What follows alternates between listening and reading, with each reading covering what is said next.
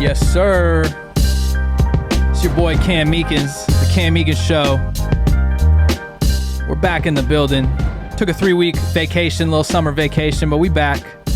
And what better way to start it off than with one of my good friends in this game, in this life, my guy Trev Case. What's going on, good, Trev? Man? Happy to be here. Yeah, thanks for coming, bro. Good to see you, man. Course, I feel like it's been too long. Yeah, we've been trying to do this for a minute. We've been trying to do it for a minute. I know you're a connoisseur of podcasts. I love podcasts. So I'm happy to see you doing your thing too. I think it's a great journey for you. Yeah, I think man. It just fits well.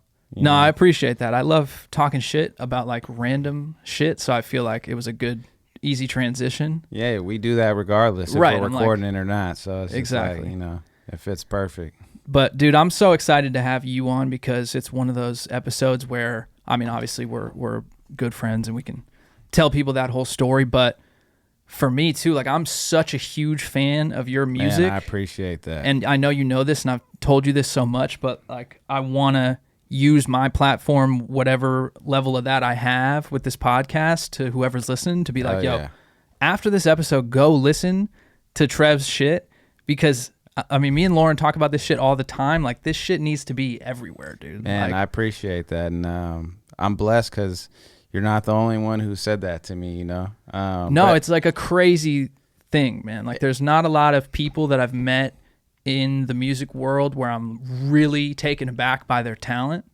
And that's not to say people aren't talented out there, but like there's a certain level of talent that's rare. And I feel like you possess that. And so I just want people listening to this podcast to listen to the shit, and I know Big Bender's 2 years old now.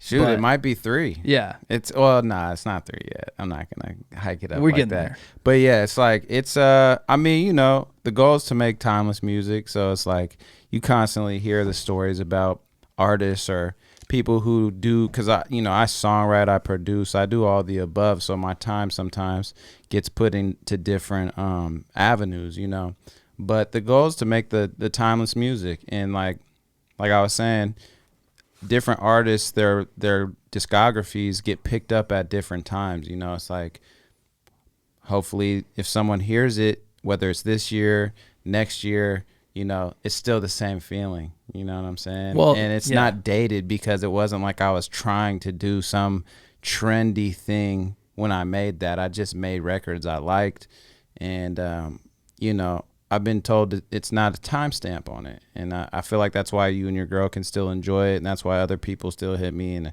are like, yo, this shit's still fire. Like, why isn't it as big as it should be? But it's like, everything has its time, and realistically, it was an independent release, and independent as in just me putting it out by myself. It's not like I linked with a distribution company and put a bag behind it. So it's just like, it's living in its space, and hopefully like more and more people just get to it, and I'm planning on dropping some new shit. So no, exactly, man. And I completely feel you. And I feel like sometimes people say that to me too, like with my music. Oh man, like, like this shit needs to be everywhere or whatever. And like, that's a incredible compliment. And then it's also like, but fuck, but like it's there already. You know what I'm saying? Exactly. It's already there. It's like, tell someone about it, Yeah, spread the word. Right. Which people do. I believe they do. And that's why, like, slowly, like, random people will always just hit me up like, bro, where the fuck did you come from? Like, I love your shit. I found it through so-and-so.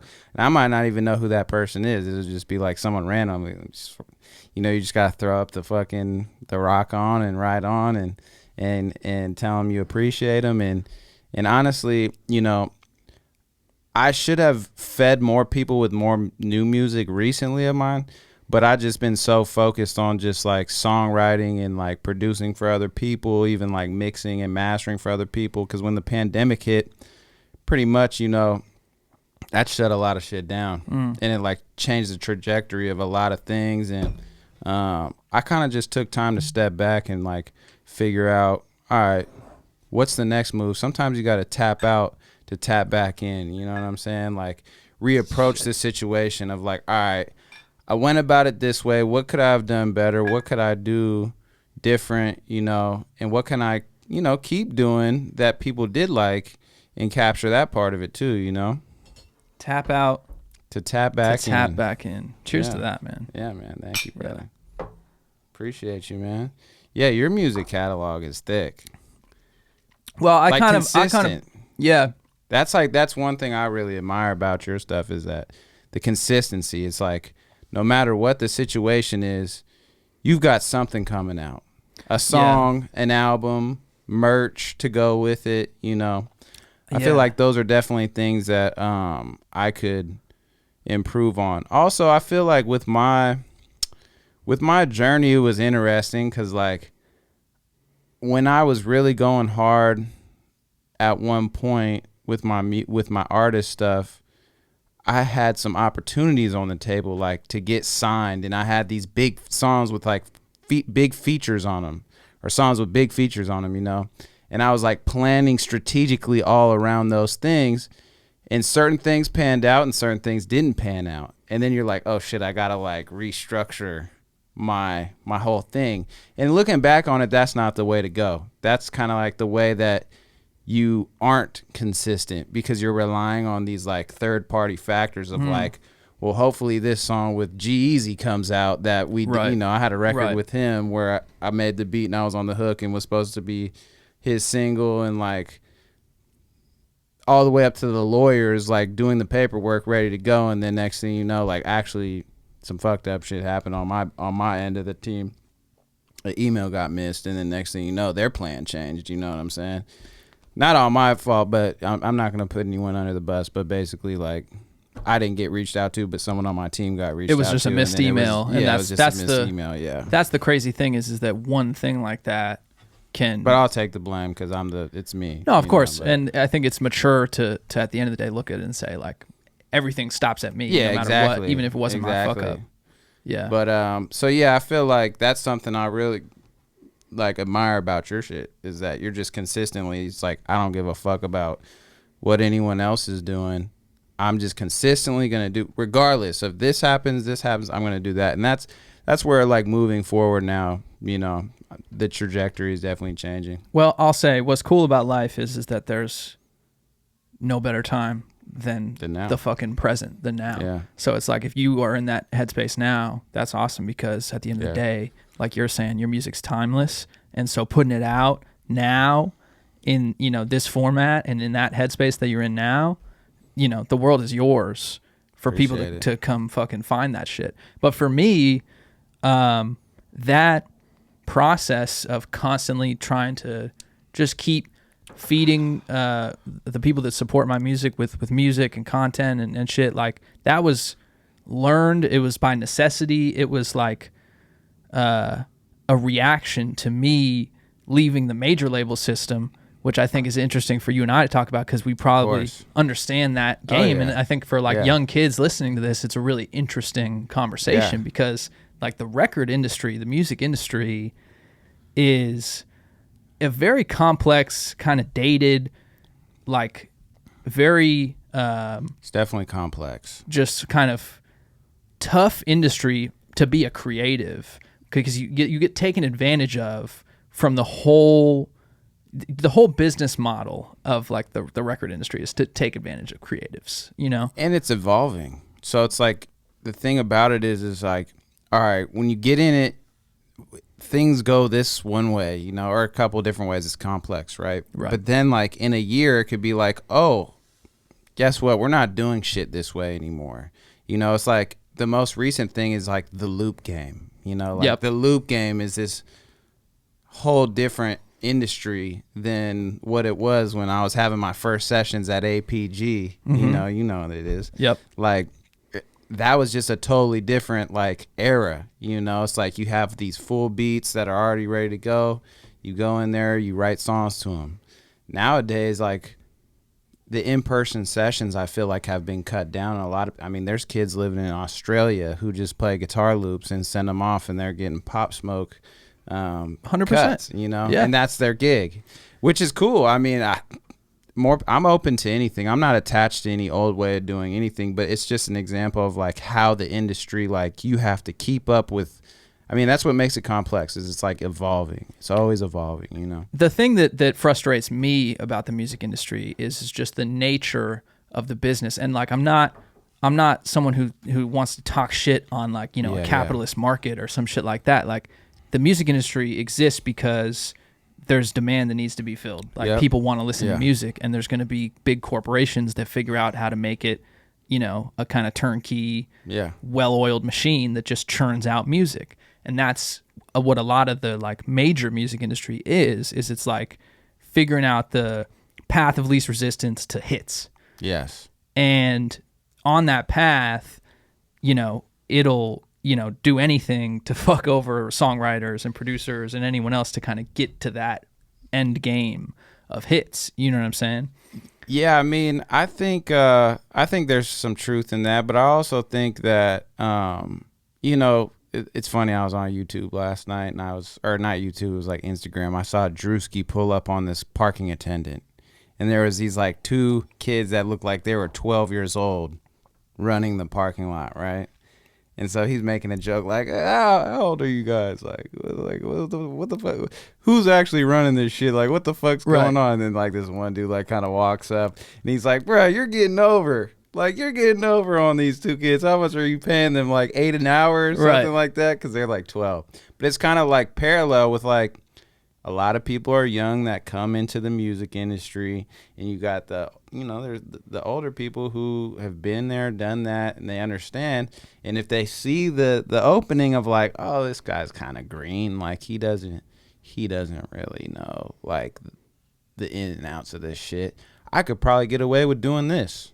I could get away with saying, hey, I'll give you $500 for like to buy you out of your rights, and then go say I produced this. Mm-hmm. You know what I'm saying? Mm-hmm. Like people do that all the time. Or I'll give you $15,000 to own your publishing for 50 years. Yeah, exactly. And it's just like people who haven't seen that type of money will do it, you know? Well, that's what I see as potentially a little bit of a problem with the industry, and where my frustrations with like the industry are, and back to like kind of what you pointed out, which is like, oh, you're always putting stuff out and doing this, is because like I felt like I had to shift away from that game because I did an album in a major label system, and you know, the type of artist that I am, it didn't fit for me because I wasn't on a path to be like a huge, you know, A-list musician.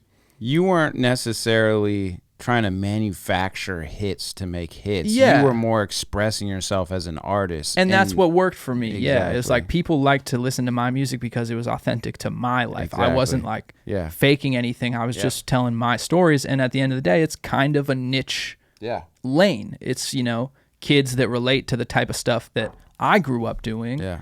And that might not be every person in the world, but that's fine. And so I realized that, and I was like, okay, I'm not in the music business. I'm the Cam Meekins business. Let me just fucking figure out what my path is and just do that over and over and over again. So eventually I had that realization.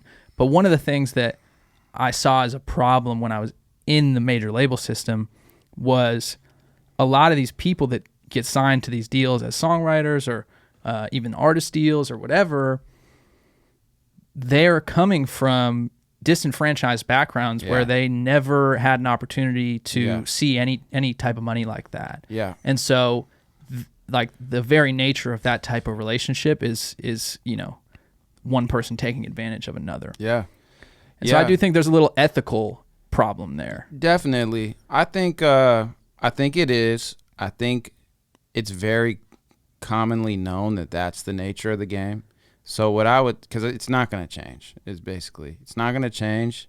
We all wish it would, but I would say advice to anyone who's getting into the creative space, music industry, songwriter, producer, artist, whatever it is, get a good manager and a good lawyer. Because honestly, that's what helped me, like, have my own back, right?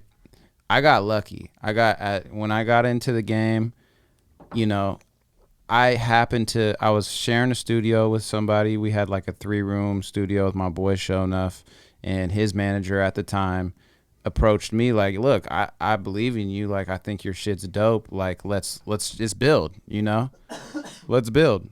And luckily he showed me the ropes on a lot of the business side of stuff. Like, you know what I mean? He didn't try to take advantage of me, and he just believed in my shit, which is like, it's hard to come across like managers like that, you know? Mm-hmm. And he just taught me the ropes of like, this isn't right. This is how this should go. And he also linked me with a really good lawyer who had my back through all the like different deal propositions and proposals. And you know, I never signed a deal as like a major artist, but I signed a publishing deal with Pulse, and I had offers from like BMG, and was talking to a couple other like Primary Wave at the time. Buddy of mine was working over there. And I mean, we went from like getting the original, you know, very small deal that we're talking about for like entry level, because at the time I had a lot of stuff in the pipeline that didn't come out yet. Like I had some stuff with Akon, I had some stuff with Thug, I had some stuff with T.I., I had, you know, some stuff with a couple other random like major artists at the time in the works. And so it was a talking point, but it was like, okay, we're not gonna go give you a $500,000 deal. You know, it was like, we'll give you $50,000 for your publishing. Right. And this was like in a interesting time, because it was in between like the song deal era and the full recoupment era. So like basically there's two different types of deals. Like you had to get a certain amount of number of major placements, and that was like kind of old school way of thinking. But the deals that the next era of deals was like, just recoup the money.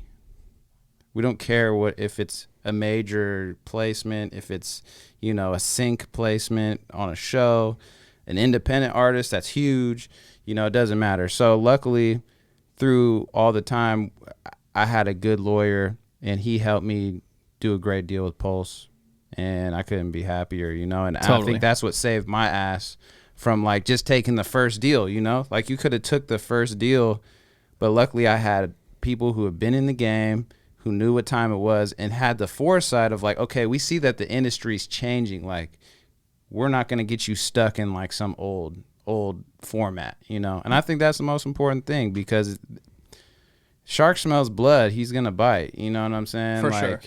That's just part of the game. As much as it's fucked up, but it's like, how are they going to change it, you know? No, that's a great point. We would love to, but... Right. And I think it's business. That's the takeaway, I think, for a younger songwriter, producer, artist, is that it's not like stay away from the industry. I would never say that. Yeah, of course. It's understand that you're better off looking at it from the perspective of you as an individual, as a business, navigating in this world and having one foot in, but also one foot in your own business. And so like that is why I took that independent path and said like, all right, let me make sure that I always have something coming and do it through my own company. And even if it doesn't get as far, it's still mine. And so that's kind of the choice that I made after leaving the major label system, because I was like, I don't want to have to jump through these hoops and tell people like, yeah, no, like this is my vision for the album and I want to do this video. And like, you know, I when I put out my first album, like they ended up doing like 3 videos that we never even ended up putting out. Because they sucked. And then that was the whole video budget gone. Yeah, see, that's crazy. And did you get to pick the directors, or was that kind of like, Cam, we got these people we got these people. Because what they do is like they'll say like, we have a budget for a video or for, you know, for a project. Let's say we got $60K for a project. We're going to spend $30K on recording, which is also a scam because they own the studio and they're charging for recording at the studio that they own. And right? And the engineer's only getting $25. So they're overcharging for studio sessions that go back to them. So they're paying themselves for the studio. They're paying their rent. Right. And then they say, all right, then we'll have $30,000 for marketing. 10 of that will be for videos. We choose the videographer. 10 of that will be for, you know, this marketing firm and, you know, whatever. And back when I was doing it too, they were kind of just shooting from the hip, trying to figure out how to market artists, because it was this weird transition period after Napster and before Spotify. Streaming and... And it was all about like iTunes downloads. Had streaming hit? No. This was pre-streaming. It was all like actual song downloads and from buys. iTunes, which it wasn't generating enough money to justify the spend a lot of times. Because people were... I mean, that's the weird thing about streaming is, right? It's like... Some people will say, oh, like, you know... it's not good, but like honestly, people are making way more money off streaming, even though it's not probably as much as they should compared to when there was that era you're talking about where it's like, for sure, you got Napster, you got Kazaa, you got LimeWire, you got all these different things, and you're relying. CDs aren't really getting sold like that, and you're relying on like iTunes buys. It's like, well, let's just do, you do some math, right? $1 a song. Like, what are we talking about? Yeah, you right. know? Forever. So if you went to like Sam Goody back in the fucking 90s or Best Buy or some shit and bought a CD for $15, right? And let's say there's 15 songs on it. So every song you paid $1 for. And let's say you liked that album. It was a solid album. You played it, I don't know. What do you think? 50 times that year? Yeah. So more than that. Okay, 100 times? Shit, if I'm listening to it every day as a kid, Jay-Z, Hard Knock Life, Volume 2. Well, those are the classics, but I'm saying like an average level, right? Because I'm trying to calculate how much people were paying like once per stream back then. Like, okay, so you might play your CD like 2 or 3 times a week. Right, okay, so let's say maybe 2 times a week. Let's say that's 100 times. So that's a penny per stream. Yeah. Okay? Yeah. But on Spotify now, artists get paid 0.003 of a penny. Right? Yeah, and so it's not the same level as it was when it was physical CDs. Yeah. And also that's like an average. So, sometimes you might not even get that many listens on a physical CD too, but you still get paid the full $15. So it's like it's a catch-22. It could be either or. It could be bad. It could be good in certain things. Exactly. But the point is that like now with streaming being so readily available, it still is a little bit, the rate is still a little bit out of whack with like the artists. Yeah. So I will say, I think the streaming though, people are more liable to press play on some shit. Yeah. It's definitely more passive to just like play a random thing. It's like, you remember the old school Jeeps in the 90s could only have five CDs in the back. You load all 5 and then you could like listen to all 5, and whatever CDs you have aren't getting played in the car. Now it's like you just plug the Spotify up. Every time you're in the car, it automatically comes on, or like Apple Music does that. So you're automatically like, all right, I'm going to play music off my phone. That's true. The only counter I'll say to that, and I'm just talking shit, but yeah, of course. Is it 400 times easier? Is it 4,000 times easier? Nah, yeah, it kind of just evens out to what is. They figured it out. They did the math. You know what I'm saying? Yeah. They're like, all right, how can we just keep like somewhat of the revenue this same, if not better? There's definitely some ins and outs that we're not able to see. No, for sure, sure. Well, and back to the complex point too. I mean, the ownership structure of the music industry is all like 2 companies. Exactly. Tencent Holdings and Spotify and a couple other things. They're all cross-invested into each other, and it's all a mess. But point of this whole entire conversation, to me, is just understand the game. And I think it's good to talk about this shit, because if you look at like the movie industry or the TV and film industry and shit like that, and you look at changes that have happened in the last 5 years in that industry because of like the Me Too movement, it's a much different, more intense, fucked up situation going on there.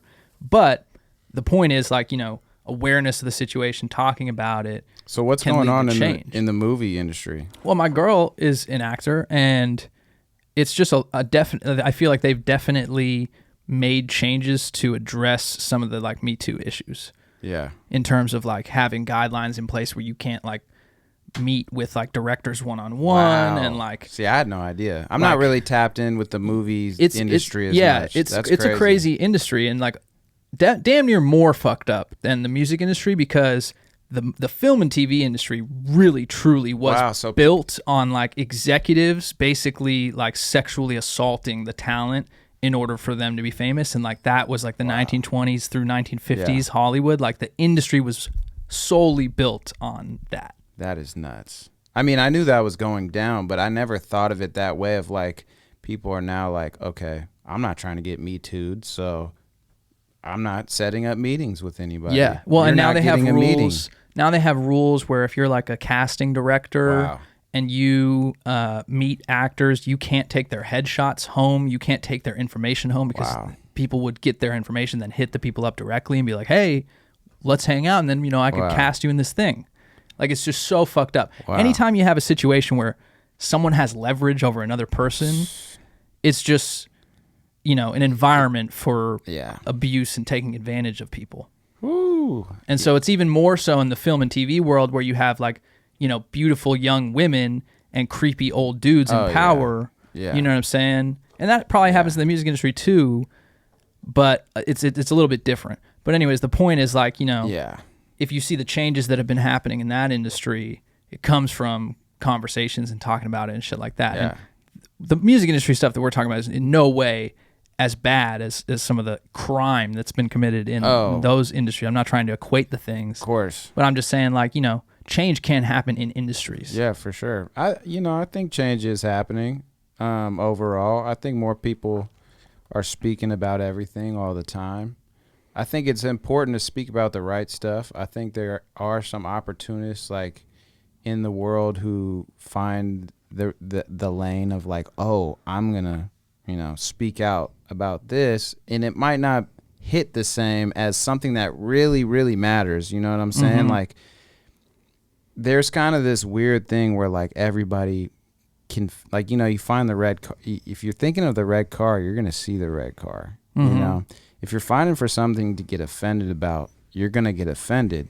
But there's like real issues that are going on within these industries and in the world, and I think it's important, to really hone in on the shit that truly matters, like the shit that's really affecting people. And I think it's so cluttered, it's saturated. Every day it's a new thing. Like, I'm short, I'm offended by the tall people. It's like there's some shit that's getting crazy like that. But I'm not trying to single out anybody's like, complaint or anything, because I understand everybody has like, things they're going through. But there are serious issues that I feel like sometimes get swept under the rug because there's so much shit going on. It's like anything you could think of. Every day it's a new headline, and people have to pick a side now. That's exactly so right. Crazy. So it's like if you're this, or if you're not this, then you're this. Well, it's like the Simone Biles situation. I don't know. Are you hip to what's going on? Yeah, let me know. So you know how the Olympics are going on right now? Oh yeah, she dropped out, right? She dropped out because mental health. So apparently, there's this thing with gymnasts called the twisties, and basically, it's like a phenomenon where they are, they're doing their sport, and like they get completely just disconnected with their mind and their body. It's like some hypnosis type shit. Yeah, I think it's probably something from overtraining or just being too stressed out. Do they have weight limits? Is it the same as boxing where they have to like? I don't know. I don't think so. Okay. But basically, they're doing these flips and like all these crazy maneuvers, and it's a thing that gymnasts have happen to them, the twisties, where they are feeling disconnected from their body. So they might be in the middle of the trick or, so they're getting like head trauma and weird shit like that. Right. And like they're trying to do a double backflip, and all of a sudden they feel like they can't do it in the middle of the air. So they like bail out, and they don't remember how to physically move. They've done it too many times or something like that. I don't know. I've never experienced it. Obviously I can't even do a half flip. Yeah. But, she apparently was dealing with that in combination with some mental health stuff, and just probably just too much pressure in this whole situation. Yeah. People are calling her the GOAT and all this stuff, and she is, but she dropped out of a few of the competitions, and apparently she's going to be back tomorrow on the balance beam and do her thing.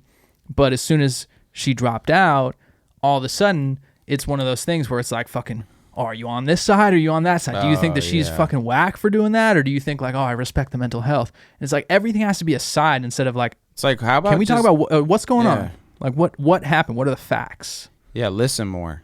I think everyone's always kind of like, I need to have an opinion on this. But I think listening is more valuable than trying to get out your opinion. But that's just human nature, People are narcissistic. It's like it's about, I saw this thing on Google, right? 7.9 billion people in the world. Yeah. Yeah. Bet you feel important today, right? You know what I'm saying? It's like, just listen, I get it. If it's something you truly feel super strong about, like, speak your voice, like, freedom of speech, I'm all with that. But like, not every single thing that happens that most of the time we don't have shit to do with, do we need to like have an opinion on. I don't need to have an opinion on Simone Biles and her decision. That's her decision. Only she knows why she did what she did, and more power to her. You know, like I'm not gonna sit here and down her. You know, I mean, it's funny. Like even in the music industry, that's such a common thing now, right? It's like this artist had a dead crowd at Rolling Loud. Yeah. Is she overrated? Or is she really the truth? It's like, why does it have to be one or the other? Maybe it was just like her shit didn't resonate with the people that were at that place at that time. And it is what it is. And 10 years ago, that shit was happening too. Because I don't know if anyone's ever been to a fucking music festival before. Yeah. But most of the time, people aren't going that crazy until the headliner or the person right before the headliner comes on. Or like, Drake comes on. It's the fucking daytime. It's still light out. Yeah. You know, cats aren't like fucked up yet. Yeah, exactly. And they're just kind of chilling. That doesn't mean they're not enjoying the performance. Yeah. You know, but like... You've performed. We both have performed, for right? Sure. If people are honed into you and they don't know you like that, they're not going to naturally just be gigging like that because they're actually trying to process it. That's a great point. They're sitting there looking at you and they're like, it's like a scan. They're like scanning like, okay, who is this person? I don't really know this person. Like, I mean, the situation I was talking about is Coi Leray, right? I don't know if that's how you pronounce her name, but I always see her in the blogs and it's always like, is she dope or is she not? And it's like, what? Yeah. Obviously she's dope because there's songs that we all know by her that people know, and she's at those festivals. Like, obviously she's dope. Is she an up and coming artist? Yes. Has she toured? No, because she just got popping during the pandemic. Yeah. So like, of course she's not gonna have her show just dialed down like she's The Weeknd. Well, you know what I'm saying? It just doesn't matter if you're like a middle part of the bill, exactly, and people are standing there watching. They're enjoying the show. If they don't necessarily know all the music, then they might not be like physically participating, like jumping up and down, putting their hands up, whatever.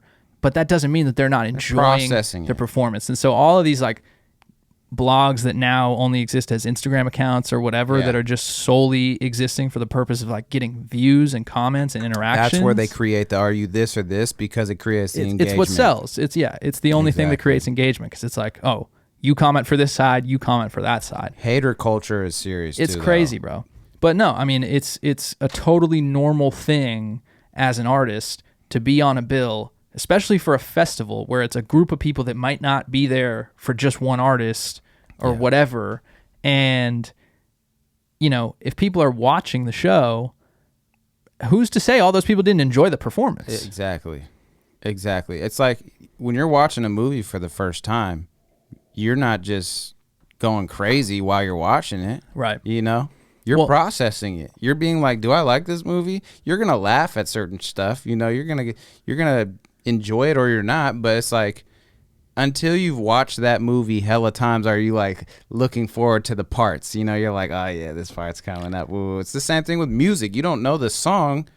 You're like still kind of like, all right, you know. Well, and also if you've ever gone to a show and saw an opener that did really well, and then you ended up being like, oh wow, I want to find out who that is and listen to their music. Yeah. You weren't immediately watching and being like, this shit's crazy, like I'm turning up. Like you were just watching. You're observing. And then you to make a mental note like, oh, this is super dope. Like I gotta find out who this is.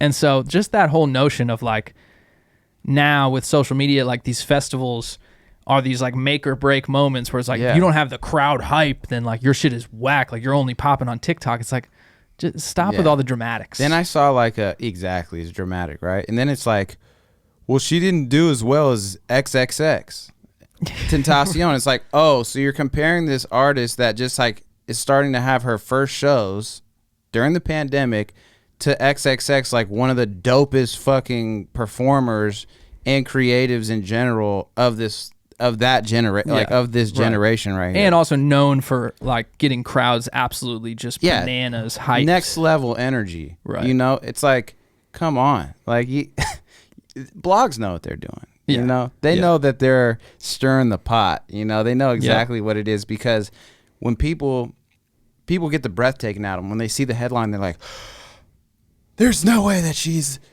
XXX." You know, it's like the breath comes out of them. It's wild. If something is proposed to someone that they obviously are going to disagree with, it takes the breath out of them, and then they get to Twitter fingering. You know, it's crazy. Yeah. And it's also just a fact that it's something I think we have to accept as consumers of music now, that we don't live in the era now of having to like build up your fan base regionally by doing shows. Yeah. So that is like, you know, just the nature of the game. Yeah. And so we have to accept that like people are going to take time to develop their live show presence. And I'm not even saying that her shit wasn't like hopping. I haven't really like looked at the video other than like the Instagram clips. Yeah. But I'm just saying in general now, we're at this point where it used to be like when I started like making music in 2010, and obviously way before that too, it was like this, you built up your fan base by doing shows, opening, you know, you might have had 100, 200 shows before you had any fans at all, right? But now you can become very, very successful on the internet without having ever done a show. And maybe your first show is in front of fucking 20,000 people because that's how successful you can get so quickly. And a show in front of 20,000 people is much different than the intimate show, you know, in front of 100. Right. And like you know, it's like a comedian kind of like working out their fucking set, you know? Exactly. Like the time me and you saw fucking Dave Chappelle. Oh my god! At the Peppermint Club. By the way, one of the most epic nights. Dude, speaking of we're gonna have to whiskey. Speaking of whiskey, man, we need to tell that story, bro. Dude, I mean, first of all, Dave Chappelle, one of my favorite, is my favorite comedian of all time, easily. Yeah. Like for me, high school, the Chappelle Show just dropped on Comedy Central. Cheers, by the way. Cheers. Yeah. By the way, I don't think I sipped it last time we cheers, which is bad luck. But. Well, fuck, man. The camera stopped recording. So Dave Chappelle, I mean, the Chappelle Show dropped when I was like a freshman in high school. Yeah, that's crazy. And literally, it was like, when we came to school, it was like, did you see the new episode? And it was hit their jokes the whole time. Like, just fucking dying laughing. Like I just remember like meeting up on the weekends and like kicking it with the boys and like running the Chappelle Show. So we got to go to the Chappelle Show. Where were we at? We were at we went to the Peppermint Club. The Peppermint Club, private screening. I think it was a situation where he was on some like, I'm in LA, I want to work on my set and just have fun. I get the sense from seeing that he's just like loving just having a good time and performing. He lives it. He lives, breathes it. Exactly. It's not, he does it. He does it no matter what. If he's in LA, it's like, I'm going to try this set out. We're going to take your phones out the door. Yep. You know. He was like, where can I find a club that can fit 100 people or 80 people? How many people were there? Probably 100. Maybe less, honestly. Maybe less, honestly, because the it was bar like, took up most of that place, and right? people weren't even really like standing behind the bar. I think I would say it was about 8 tables with, let's say, 5 people, 8 rows of people, you know, in the front there, but it was like 5 to 10 people a row. So it was light. Under 100. It was light. Yeah, it was light. Wow, what a night though. I think that he was probably on some like, let me just like find a club to just do something low key. You know, get like some people to pull up and just work on my material and have a night. And we got there at 8 o'clock. It was a very like private screening kind of thing. It was light out still. We pulled up. Yeah, we pulled out. It was light out. And you get in. They're taking your cell phones at the door, right? Yeah, they put them in those crazy like magnetic patches. Like you can't open it until a certain time. It's like a fucking bomb-proof little like pouch. Yeah, it had like a timer on it. Yeah. And then you sit down. I mean, it's like it was some crazy situation where you had to buy bottles even to be there type of thing. And our table limit was so out of pocket. It was out of pocket. But so then he gets on and well, first there was that one woman who came on beforehand and she killed it. Yes. Yeah. The white girl. Yeah. Oh, wow. I forgot about her. She killed it. And what was the name? What was her name? I don't remember her name, man, but she was so funny. She was like awkward, right? Yeah. She was like, it was very dry. Like very dry, awkward. Yeah. It was perfect. And it was such like a just contrast to his whole vibe too, that it was like so funny, and you could tell why he would be like, I fuck with her. Oh yeah, no, but it was right. It was perfect. It was. So then he comes on, and he riffs for what, like an hour and a half. Dude's smoking cigarettes, drinking on stage. Like everyone's just kind of just. With the live this is a band. Very intimate vibe. Oh yeah. He's just telling jokes and mostly just like monologue, just talking shit. I feel like for like 2 hours. Then he takes a break. Chris Tucker comes out. Gosh. You remember that? Yeah, Chris Tucker. Which, I mean, that was a pleasure. So Chris Tucker comes out and does a 40-minute set, and then Dave comes. No, remember the band? Not yet though. The band didn't come yet. Then Dave comes back out, and he keeps going. Then he brings out David Blaine, because apparently David Blaine was sitting in the audience the whole time, right next to us, and we didn't even know. That's right. So I was pretty drunk that night. Well, yeah. And so, I mean, we have like 5 bottles that we're drinking with like 4 people at the table. 1942. 42, Macallan 18. Which is, we're mixing dark with the light. Yeah, I'm pretty sure there was like wine too. Oh, yeah. Yeah, it was everything under the sun. Yeah. It was a $5,000 limit, so they were like, we're pretty much bringing you guys everything. I mean, it was a lot of different bottles on that table. Well, so it was just a bunch of bottles on the table, and we were right next to the stage. And so then David Blaine comes up, and he does some magic trick with like 2 people where one person felt the other person touch their nose. Oh, yeah, yep. Oh, my God. And that shit was trippy. He's another character that really blows me He's away. an interesting guy, yeah. Then Chappelle comes back, and I mean, so he, like, all in all, from start to finish, he went for like 8 hours, because we didn't leave until like 2:30 in the morning. And then he comes back, riffs for another hour. Then Anderson .Paak comes on stage and starts playing the drums, and then Thundercat comes and plays the bass. That's what it was. And so Thundercat and Anderson .Paak just jammed for like an hour and a half.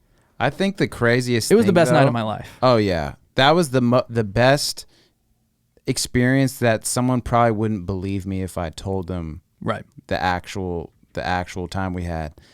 And I thought it was crazy because there was some real out of pocket people in the crowd. I don't know if you remember. Yeah, they were heckling. They were like, would not stop. Like there was this one dude that was sitting right in front of our table who would literally like say something after every like segment that Dave Chappelle, like trying to intervene. And at one point he was like, yo dude, you gotta just shut the fuck up. Like it just straight up, he was like, you gotta shut the fuck up, man, this is my fucking show. Not even on some ego shit, just like, what are you doing? Everyone else felt that same way, because I remember he was right in front of us and I was just like, yo dude, we didn't come to see you, we came to see the GOAT, Dave Chappelle. Then, I don't know if you remember the lady who kept saying that her husband knew who killed Tupac. Yo. And Dave Chappelle's like, whoa. Like, this is not the time or place for that. And she kept trying to intervene the whole time, too. And he had to be like, and you know him, he's like, lady, you're going to have to, have to kick back.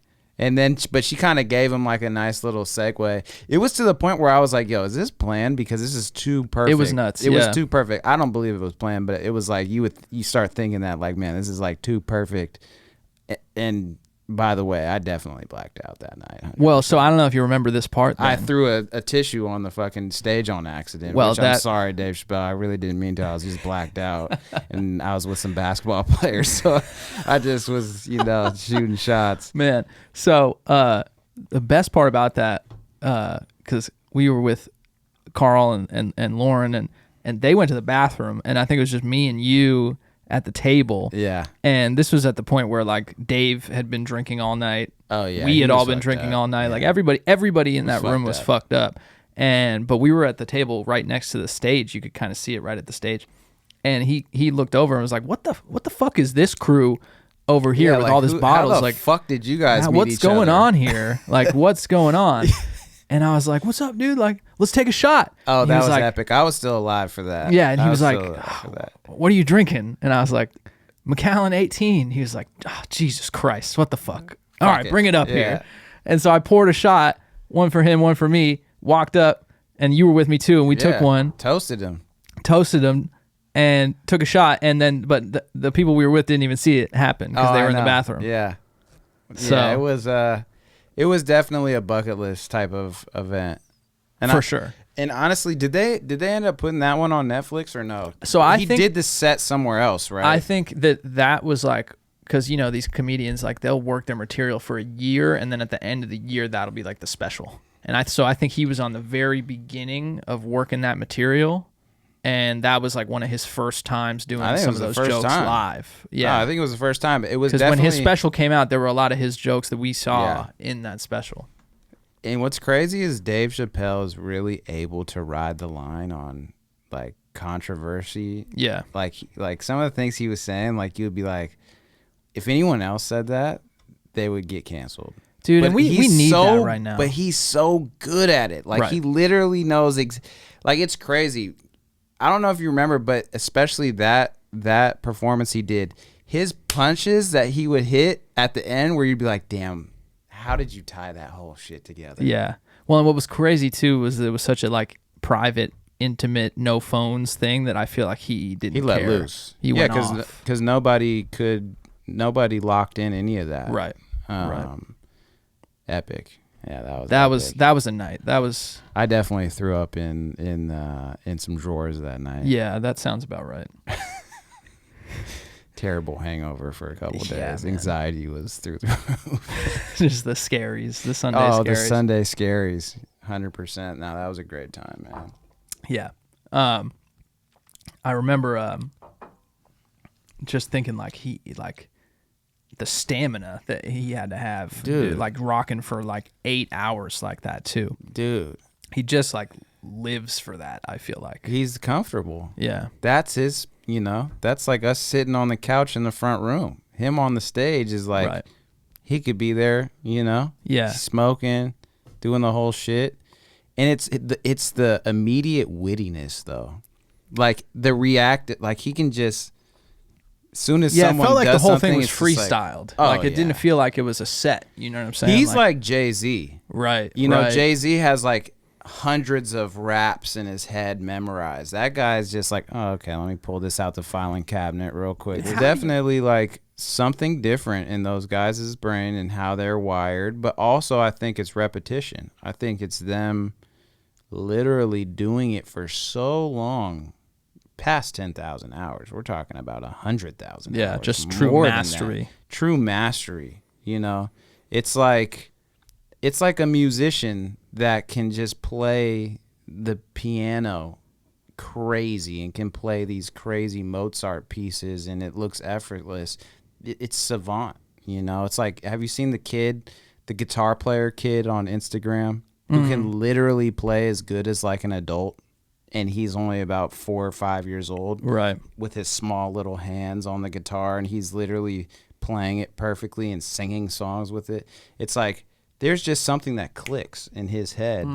But I also do think it's not just like some natural born ability. I think it's trained. Yeah, I think it's just repetition and like practice and like also having, you know, some natural ability that like helps kind of escalate the ability, you know. Yeah, because I can write a verse and remember it, but to write it in my head and then remember the whole thing, I don't understand how that can even come together. And I think we've smoked a lot of pot too. Well, that's true. But I'm someone who can conceptually understand like writing a rap verse. Yeah. But that to me seems like such a foreign concept still. Yeah. I think some people just have better memory than other people too. Yeah. It's just like, you know, certain people. That's one thing the doctor told me a long time ago, because I remember I was having a conversation with her and she was like, you just got to realize, even though we're all humans, we're all constructed very differently within our DNA, and just like what one person might be good at, the next person may not, and so on, like, you know. And we would all like to think like, you know, we're all born with the same ability, possibility to, you know, be as great a basketball player as you can. But it's like, that's just not reality, right? You know, LeBron James, physically, there's just something that he's got going that yeah, there's different ceilings for everybody. Exactly. And I think that goes to your mental creativity. Yeah. It's like, I saw this thing about Kanye West. Forget, somebody was talking about Kanye West. Like, Kanye West is a fucking genius, right? he's a savant when it comes to creativity, but he might not be the best communicator with people on just a regular level. He might not have the ability that you have to communicate well with people and get your point across in a normal, just like, way. But he's he's a genius when it comes to this other thing. You know what I'm saying? So like, certain things just work for certain people and certain things don't, Yeah. Or you might be better at something than someone else is and vice versa, Right. Yeah, because Kanye, I feel like, can put his genius into like tangible things like music and design. Yeah, incredible. And things that aren't articulation and words. But he can also do that too in music, like writing lyrics, but it has to be in like a format that's more artistic. His bars are crazy. I think his bars are some of the craziest. Slept on. For sure. Because the Donda, right? So, I watched the Donda live stream. Oh, you watched that? How was that? I thought it was really dope. I mean, I could tell the songs are still like in the make, some of them. Classic him being like, it's coming out, and then just it's not coming out. And people had this thing like, well, where are the drums at? But like part of me was like, I'm juiced. If you purposely didn't do hella drums, you're doing something different. Yeah. You're not just doing like, okay, here's the 4-bar intro, here's the drums, here's the hook, here's the post hook, here's the verse, here's the pre-hook, here's the hook. It's like, I like that. It's a breath of fresh air. But back to that, like, it was pretty dope, and I thought the aesthetic was crazy. Like his like all red with like the weird like the face mask shit that he's doing, stocking ski mask, and just like his body movements, he's hitting the crazy, like, it's like he knew exactly what he wanted it to look like aesthetically, and I thought it was fire. And honestly, it kind of goes with like, it goes with his cover, like the red blob kind of looking thing. That was genius to me. And so back to what I was saying is that I went to his catalog because I was excited to for the Donda to drop. And dude, his bars are crazy. Well, because his bars are original bars, so simple and original, right? Like no one else is saying it. Yeah, the only other person I think is rapping like that is like Cameron. Yeah, for sure. You know what I'm talking about? Just that like very simple, but like no one else could think of another goat for sure. Yeah. And I think it comes from experience, man. I think those guys had their own special experiences. You know what I'm saying? Mm-hmm. Like just one of a kind. We're talking about one of one characters. Like they weren't copying anyone. Kanye wasn't trying to be with anyone. He was wearing pink polos and Louis backpacks. He went as against the grain as he could in that era of like 50 Same Cent, with Cam. Pink. G-Unit, gangster rap vibes. Exactly. And there's like some kind of like flat, like a different type of flashy, flamboyant. Right.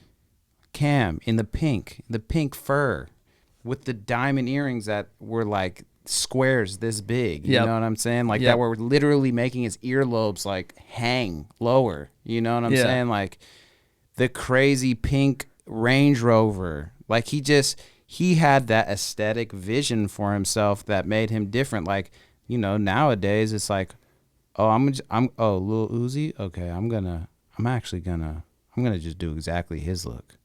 I'm gonna dye my hair, dread it. I'm gonna put like a number on my face, and like that's kind of the mindset now. I feel like there's the carbon copy lane where you're like, oh, okay, I know that there's fans of this music, and they'll kind of accept me because they like this whole aesthetic. Back then, I felt like it was cats like Cameron, Kanye, who were like, how can I stand out?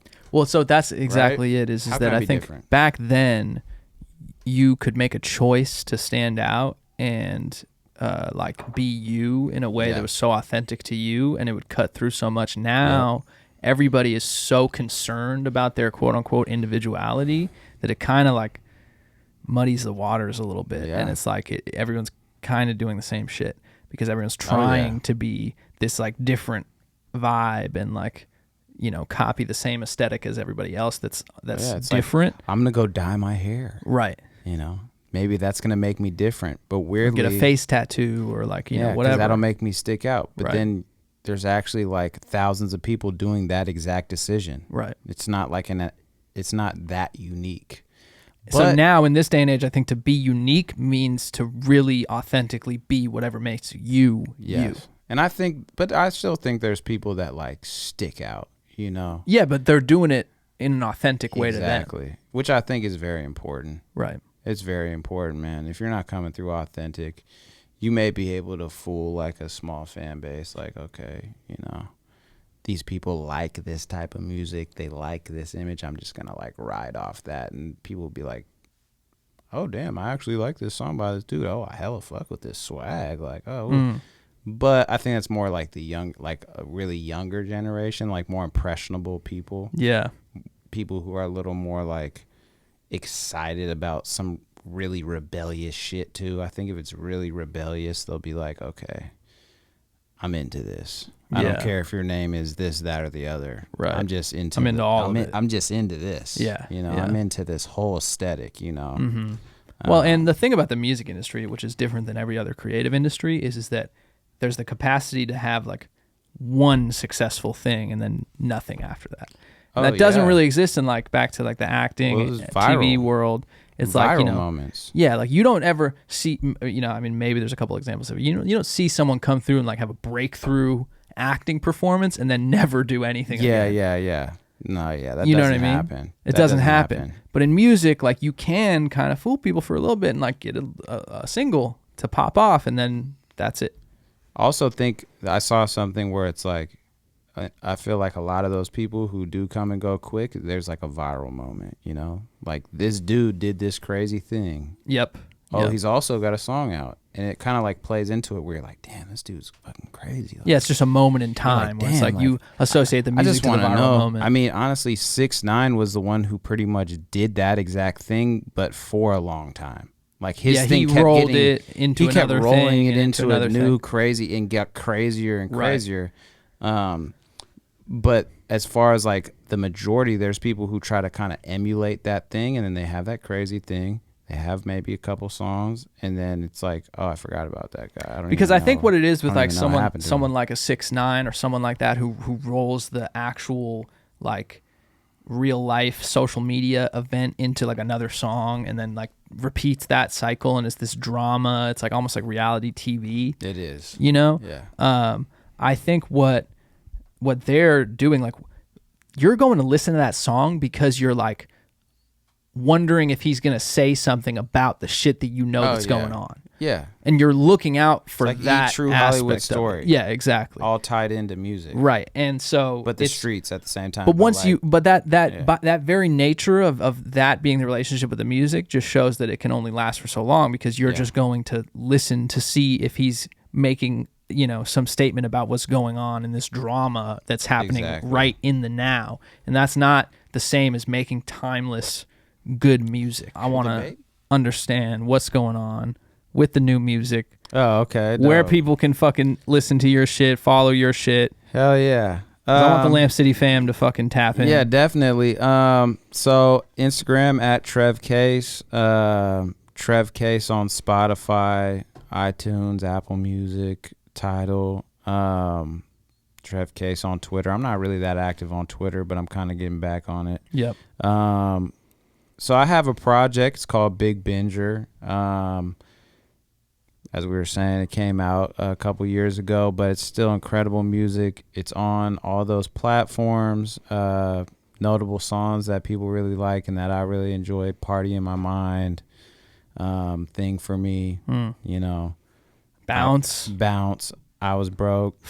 Every song, like Diddy said, I mean, every song on that album is a fucking classic. No, I appreciate it. No, that was a time. That was some of the, I mean, those sessions, it's called Big Binger because basically all those sessions was just a huge party. Like literally. You were just on that wavelength at that time. Oh, man, at that time. Getting fucked up and being creative. I mean, really like through that time, because I had just signed my publishing deal as a songwriter and producer and artist, because honestly, a lot of my placements, I always was like left on the hook and featured. A couple songs you guys can check out. I have one called That Bag with Young Thug and T.I.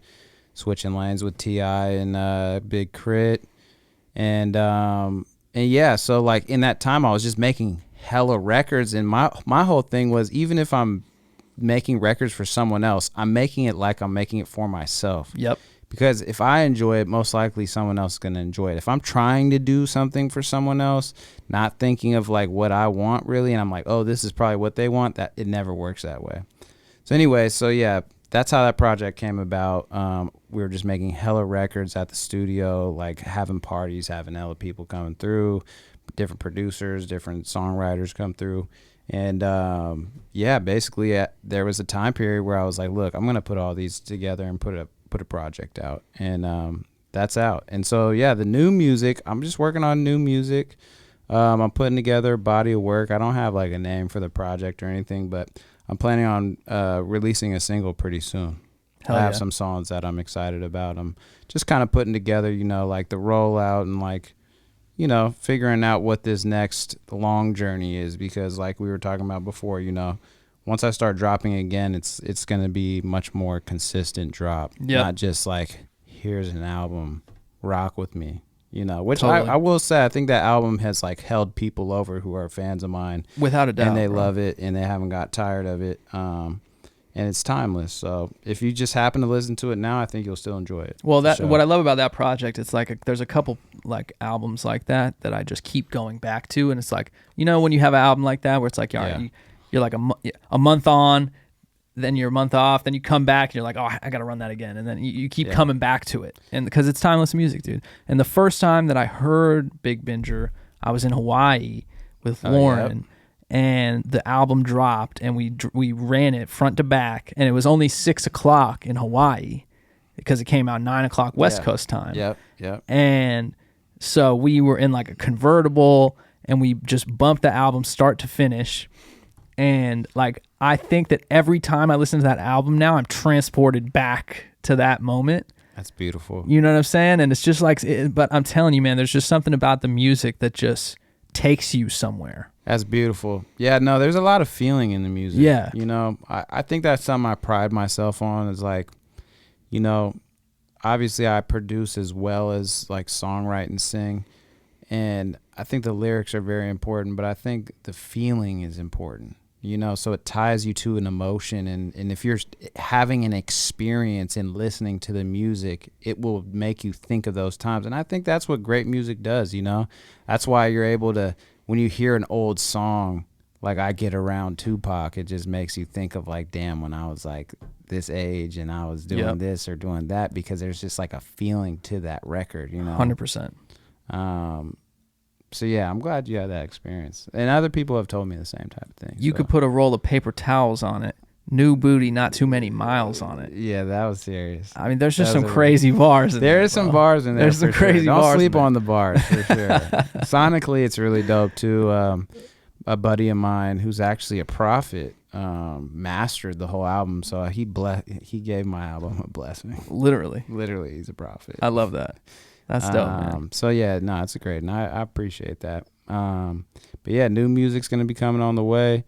It's definitely gonna be upbeat. You know, I'm in a different space than I was back then. I'm not just getting totally trashed every time that I'm making the records. So there's a lot of groove, feel good vibes. I don't know if I would say R&B.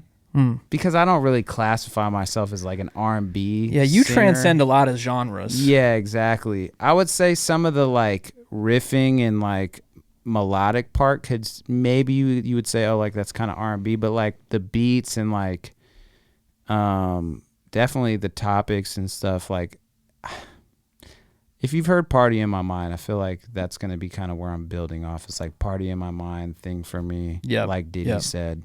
Those particular records is definitely like moving forward the 2022, you know, next chapter. Yes, sir. Know?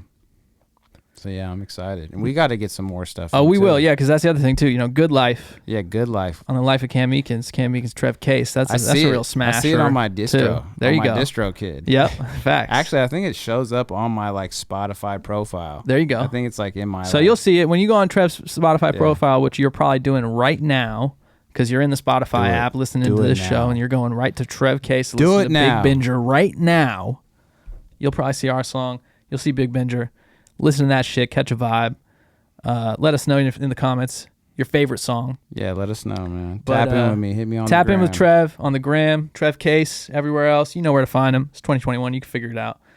It's the Cam Meekins Show. Trev, man, thanks for coming on, bro. My brother. That's love. Anytime, man. Yes, sir. We'll do it again. Yes, sir. Peace.